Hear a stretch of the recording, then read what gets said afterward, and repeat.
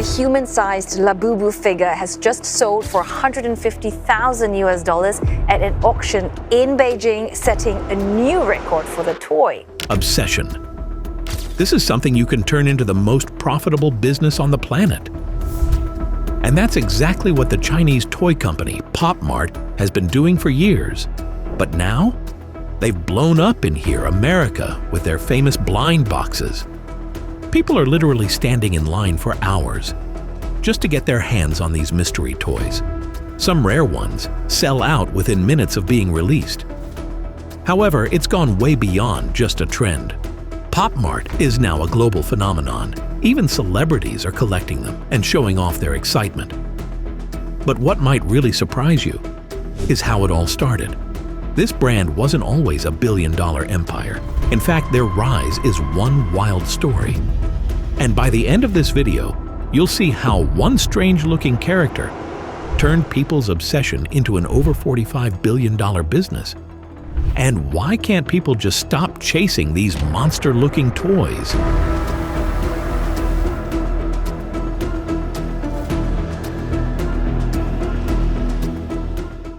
So, the story started way back in 2009. Wang Ning, a 22-year-old guy fresh out of Zhengzhou University with a degree in advertising. He's not the kind of guy who wants to climb the corporate ladder. In fact, after just 1 year working at Sinacorp, which is China's version of Twitter, he starts feeling restless. He wanted to build something of his own. But what exactly? The answer hits him during a trip to Hong Kong, where he's blown away by trendy retail chains like Log On, packed with quirky must-have items.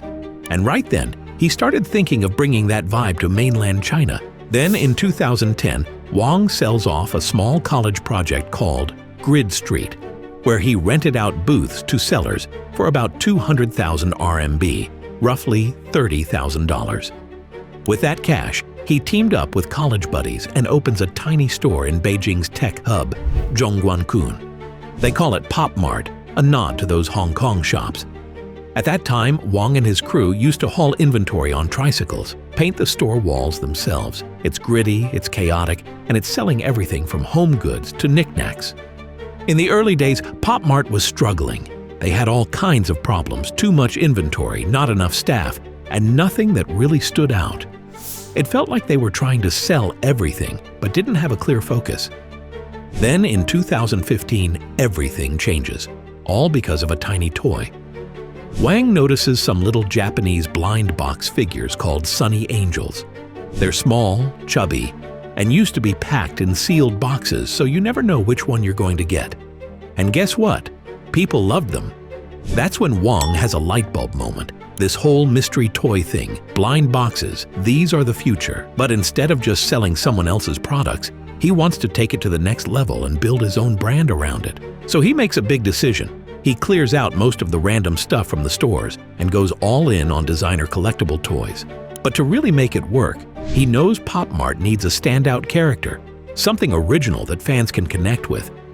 In 2016, Wang flies to Hong Kong, strikes an exclusive deal with an artist named Kenny Wong.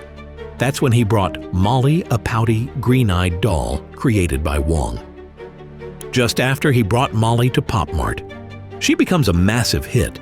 Fans go crazy, and just like that, Pop Mart starts turning into more than just a toy store.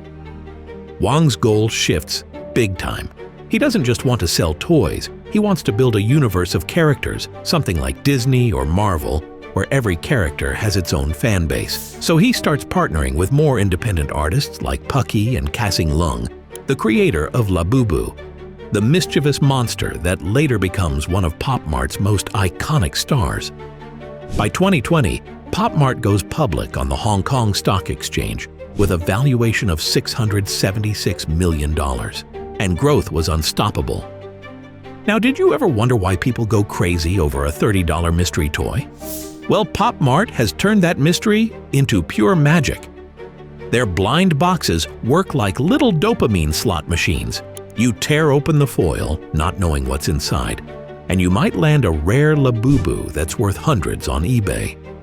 It's all based on the Japanese gacha model, where the thrill comes from the surprise, the scarcity, and the chance to score something special. And it's working big time. In 2024 alone, Labubu's The Monsters series pulled in a massive 3 billion RMB, which was a mind-blowing 726.6% jump from the year before. It even beat out Pop Mart's longtime fan favorite, Molly. So what's the secret sauce? It's all about psychological triggers, like herd mentality and that gambler's rush that keeps people coming back for just one more box. Pop Mart doesn't stop at the toy shelf either. They've got their own trading app where fans can swap or sell figures like they're flipping crypto. And then there's Labubu itself, this jagged-toothed, weirdly adorable little monster by artist Kassing Lung. It officially exploded in popularity after Blackpink's Lisa showed one off on Instagram in 2024. After that, TikTok lit up with unboxing videos and new drops started selling out in seconds. With over 1.6 million TikTok posts under the hashtag #Labubu, it's clear Pop Mart isn't just selling toys. They're selling a moment of excitement and a tiny box full of obsession you just can't resist. And now, this company is no longer Beijing's best-kept secret. It's a global juggernaut. By June 2025, Pop Mart became even bigger. They've opened 401 physical stores and rolled out over 2,300 robo-shops across 23 countries, from the streets of Paris to the buzz of Bangkok. But the real rocket ship? North America. It's become their fastest-growing market, with a jaw-dropping 900% revenue surge in just the first quarter of 2025. In 2024, Pop Mart posted some impressive numbers. They pulled in 13.04 billion RMB in revenue, almost double compared to the previous year. Their overseas sales also soared and jumped to 375%, and which was 5.07 billion RMB in particular. And all the momentum was leading by the global craze of Labubu, Pop Mart's breakout star, you can say. That year, Labubu even appeared hanging from Rihanna's Louis Vuitton bag, and the whole Monsters series alone brought in a massive $400 million in sales for the company. However, Pop Mart's store launches also turned into major events. When they opened a new location in Bangkok in 2024, they earned 10 million RMB on the very first day. Over in Beijing, a life-size Labubu figure went under the hammer and sold for over $150,000. Even with US tariffs raising toy prices from $22 to $28, the hype didn't slow down. Fans still lined up, some even camping overnight outside Pop Mart stores in Los Angeles, all for a shot at getting the latest drop. So the company's journey was not a simple one. From a small, scrappy shop in Beijing to a $45 billion global empire. They didn't make it by just selling their products. They simply got involved in thousands of lifestyles.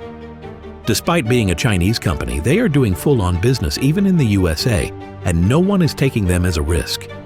They're building a whole world where every new drop feels like something you have to get. So are they creative geniuses or just really good at feeding our shopping habits? Either way, next time you're holding a mystery box, you might think twice before tearing it open.